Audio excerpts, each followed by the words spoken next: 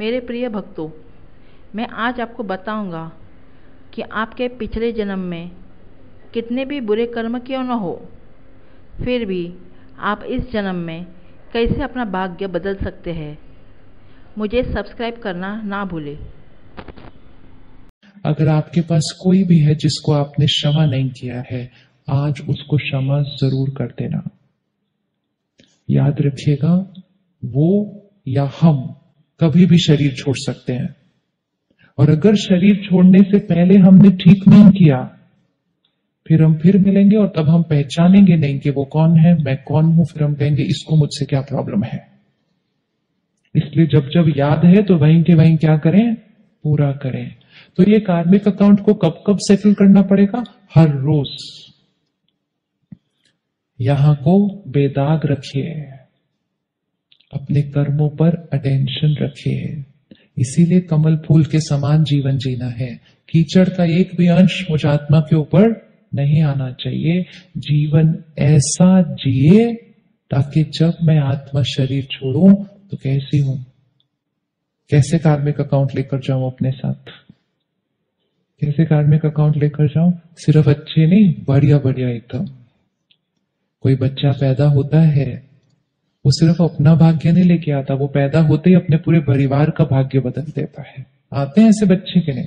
आप में से किस किस के घर ऐसा बच्चा है जो आपका भाग्य भी बदला? आता ही है, होना ही है।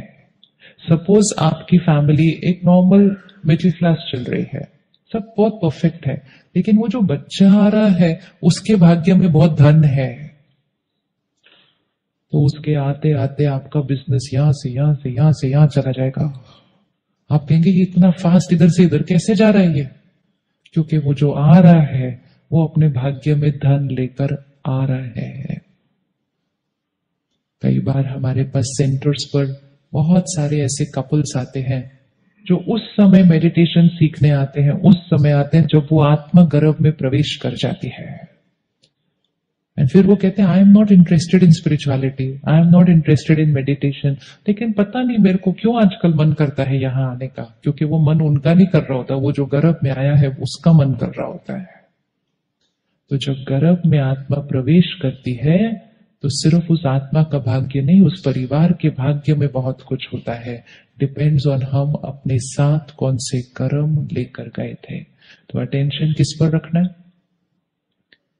अटेंशन किस पर रखना है? किस पर अटेंशन रखना है? सिर्फ और सिर्फ अपने संस्कार और कर्म।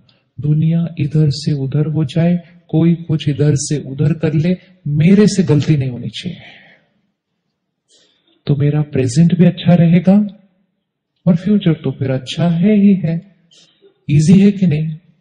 तो भाग्य जानना चाहते हैं या भाग्य अपनी चॉइस का बनाना चाहते हैं? कौन सा करना है? जानने की जरूरत नहीं है, जानने से पहले टू मच इंफॉर्मेशन यहां फिट हो जाती है। बनाते जाएं, बनाते जाएं, बनाते जाएं अपनी चॉइस का भाग्य। हर कपल की शादी जन्म पत्री मैच करके की जाती है, फिर तो कोर्ट में कोई होना नहीं चाहिए ना, होना नहीं चाहिए ना। इतने सारे गुण तो मिला के ही की थी, और दिन भी शुभ ही ढूंढा था, समय भी मुहूर्त का ही था, फिर क्यों नहीं बना? और कई लोग ऐसे होते हैं उनकी कुंडली बिल्कुल मैच नहीं कर रही होती है, क्योंकि पावर पास्ट कर्मा में नहीं, पावर मेरे प्रेजेंट कर्मा में है। तो पंडित जी कहते भी इनकी शादी नहीं कराना, इनकी बिल्कुल नहीं बनेगी, तो वो उसको एक ओपन चैलेंज उठाते हैं, हम आपको बनाकर ही दिखाएंगे। मतलब पास्ट कर्मा के अनुसार हमारी नहीं बनती एक्चुअली, लेकिन प्रेजेंट कर्मा में थोड़ा सा झुक गए, थोड़ा सा एडजस्ट कर दिया, थोड़ा बहुत अच्छी बनेगी। Prediction will turn out to be wrong. So prediction is not wrong, but the reality, the present is in our hand. It is not dependent on the prediction. अब भाग्य को श्रेष्ठ बनाने के लिए जो सबसे पहली एनर्जी है जो हमारे घर आती है वो है हमारा धन। तो इसलिए इस बिजनेस के ऊपर, इस बिजनेस का बहुत ज्यादा कनेक्शन है, क्योंकि जो पहली एनर्जी घर के अंदर आती है वो होता है धन। धन से आता है अन्न, अन्न से बनता है मन, और मन से आता है तन। तो 4 एनर्जीज हो गई, धन, अन्न, मन और तन। तो इसीलिए राइट कार्मिक अकाउंट्स क्रिएट करने के लिए धन राइट तरीके से कमाना बहुत जरूरी है। धन सिर्फ एक अमाउंट नहीं है, धन एक अमाउंट नहीं है, धन एक वाइब्रेशन है जो अपने साथ आता है, और आपके घर की हर चीज उस पैसों से होती है। राइट, राइट कि नहीं? तो आपने मकान बनाया उस धन से बनाया, आपने खाना बनाया उस धन से खरीदा, आपने बच्चों की पढ़ाई की उस धन से की, आपने सामान खरीदा उस धन से खरीदा। तो उस धन की वाइब्रेशन कैसी होनी चाहिए? कैसी होनी चाहिए? उसमें कितनी दुआएं होनी चाहिए। कलयुग इसलिए बना क्योंकि हमारा सारा फोकस सिर्फ इस पर है कि हम कितना कमाते हैं, हम कितना कमाते हैं से सामान आएगा, हम कैसे कमाते हैं से भाग्य बनेगा। तो अटेंशन किस पर रखना चाहिए? किस पर रखना चाहिए? इसीलिए किसी को दर्द, दुख, धोखा, गफलत करके धन कमाना नहीं। और अगर आपके परिवार के सदस्य ने धन ऐसा कमाया है तो आप उसको अपने घर में स्वीकार करना नहीं।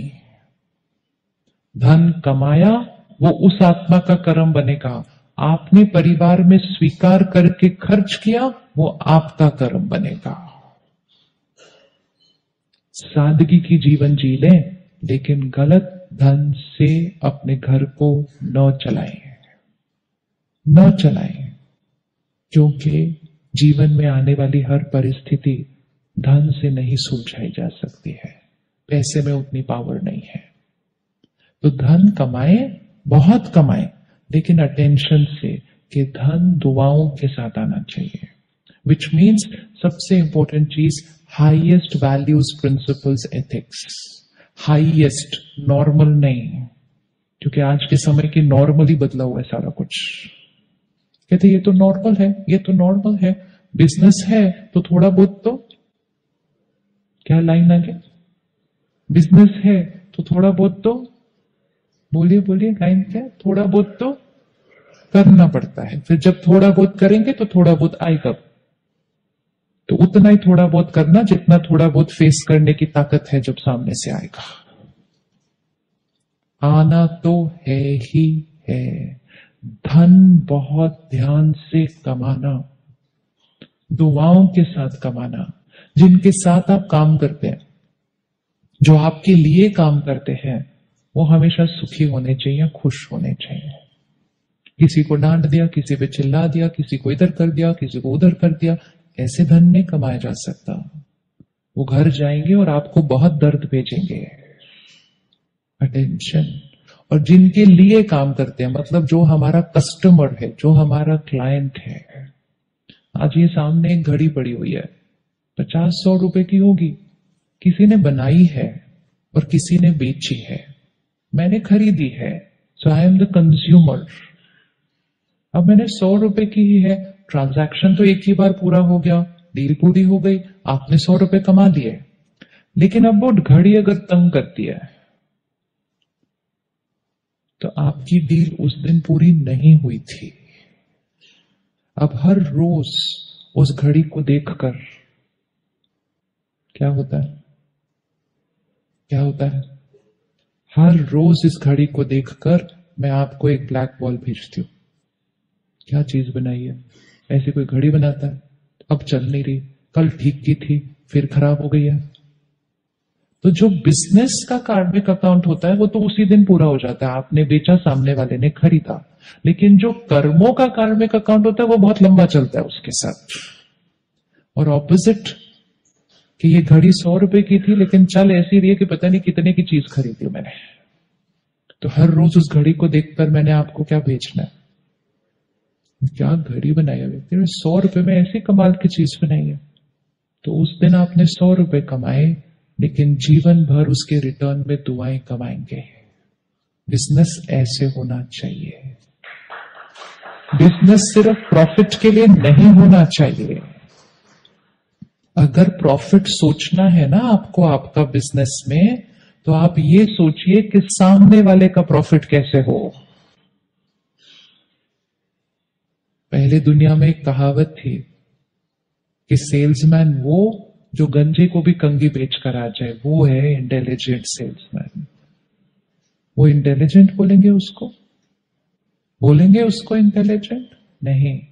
इंटेलिजेंट वो कि अगर कोई आपसे कंगी खरीदना भी चाहे तो आप उसको प्यार से बैठकर समझाइए, आपको कंगी नहीं, मैं आपको कोई और चीज देता हूं, आपको कंगी की जरूरत नहीं है। उसको कहेंगे बिजनेस। बिजनेस मतलब ये नहीं कि मेरा क्या फायदा हो, बिजनेस मतलब इनका क्या फायदा हो। बिजनेस भी सेवा है, सिर्फ सेवा सेवा नहीं होती है, बिजनेस भी सेवा है। जब सामने वाले का फायदा होगा तो हम दुआएं कमाएंगे। हम यहां से बाहर निकलते हैं, घर जाते समय हम एक फ्रूट की दुकान पे खड़े होते हैं, कोई फल वाला ऐसा मिलता है जो कहता है आप मेरे से आज मत खरीदो, ताजा नहीं है। मिलते हैं ऐसे लोग या नहीं मिलते? मिलते हैं कि नहीं मिलते? मिलते हैं ना। तो उसके लिए वो 200 रुपए एक बहुत बड़ा अमाउंट है, हमारे लिए वो छोटी सी चीज होगी, लेकिन उस दिन वो बोलते हैं आप मेरे से मत लो, ये फ्लावर है। ये लेने भी अगर आप कहीं गए होंगे ना तो फूल वाला बोलेगा साहब मेरे से नहीं लो, सामने वाली दुकान से लो, आज मेरे पास ताजा नहीं है। उस दिन वो फूल वाला, उस दिन वो फल वाला, जो कि भी एक बिजनेसमैन है, उस दिन वो पैसा नहीं कमाते हैं, उस दिन वो धन नहीं कमाते हैं, लेकिन उस दिन वो क्या कमाते हैं? उस दिन वो क्या कमाते हैं? वो दुआएं कमाते हैं। लेकिन दुआओं से तो नहीं घर चलता ना, पैसे तो कमाने पड़ते हैं। लेकिन जो उस दिन दुआएं वो कमाते हैं, उसके बाद आप हर रोज किसकी दुकान पर जाते हैं? और हर बार जब आप उस दुकान पर जाएंगे तो आप आंख बंद करके चीज उस दुकान से खरीदेंगे। सिद्धांत है, जो धन कमाते हैं वो जरूरी नहीं है कि दुआएं कमाते हैं, लेकिन जो दुआएं कमाते हैं वो अपनी क्षमता से ज्यादा धन कमाएंगे। ये 100% निश्चित है। इसको कोई भी आजमा कर देख लो, कोई भी करके देख लो। दुआएं कमाओ, कोई भी डील कर रहे हो, सामने वाले का बेनिफिट सोचो, इसका इसमें नुकसान नहीं होना चाहिए, इनके साथ कुछ गलत नहीं होना चाहिए। सामने वाले का फायदा सोचो, आपका फायदा उस फायदे में ही समाया हुआ है। ये मत सोचो इससे मुझे क्या मिले, ये सोचो इसको हम क्या दें। Be a giver, don't be like this. ऐसा नहीं बनना है, मुझे इसको क्या देना है, ये आज मेरे पास आए हैं, मुझे इनकी सेवा करने का चांस मिला है। हम क्या करते हैं, बिजनेस अलग करते हैं, सेवा अलग करते हैं। हम कहते हैं बिजनेस में पैसे कमाएंगे, सेवा में पुण्य कमाएंगे। बिजनेस में ही पुण्य कमाइए। बिजनेस इज सेवा। Business is not what I will earn, business is what I will give. तो हमेशा दाता की तरह बनकर सबको दें, तो आपके घर जो धन आएगा वो दुआओं के साथ आएगा। इसीलिए धन को लक्ष्मी का दर्जा दिया जाता है। क्यों धन को एक देवी का दर्जा दिया जा रहा है? क्योंकि धन धन नहीं, धन एक वाइब्रेशन है। और श्री लक्ष्मी को कमल फूल के ऊपर खड़ा हुआ दिखाया जाता है। मतलब धन कमाइए, लेकिन किस पर खड़े होकर कमाइए? कमल फूल के ऊपर खड़े होकर कमाइए। अर्थात सबके बीच रहिए, ये मत डरिए वो मेरे से आगे चला जाएगा, वो मेरे से आगे चला जाएगा। पहली बात, आगे जाएंगे नहीं। दूसरी बात, अगर आगे चले गए तो नो प्रॉब्लम, नो प्रॉब्लम। मुझे अपना अटेंशन अपने कर्मों पर रखना है। हमेशा याद रखना, आपका पैसा सिर्फ आपके बच्चों के पास जाने वाला है, आपके कर्म आपके साथ जाने वाले हैं। और बच्चों के जीवन में भी सुकून तब आएगा अगर वो धन दुआओं के साथ आया होगा, नहीं तो उनको उस पैसों से सिर्फ सामान ही मिलेगा। तो पहली एनर्जी हमारे घर में धन आनी चाहिए दुआओं के साथ। दूसरी एनर्जी, हमारे घर का अन्न सात्विक होना चाहिए। अन्न सात्विक बनाते हैं ना हम सारे, यस और नो? यस। अब सात्विक अन्न को एक अलग लेवल पर लेकर जाइए। दूसरी चीज है कि अन्न बनाते समय मन की स्थिति बहुत सात्विक होनी चाहिए। अन्न को ऐसा बनाइए जैसे आप प्रसाद बना रहे हैं। प्रसाद बनाइए। आजकल बहुत सारे घरों में हमने खुद अपना खाना बनाना बंद कर दिया था, क्योंकि हमारे पास धन ज्यादा आ गया ना, तो हमने सोचा हमें खाना बनाने की क्या जरूरत है। हमारे घर के भाग्य बदल गए जब से हमने अपने घर में खाना बनाना बंद किया।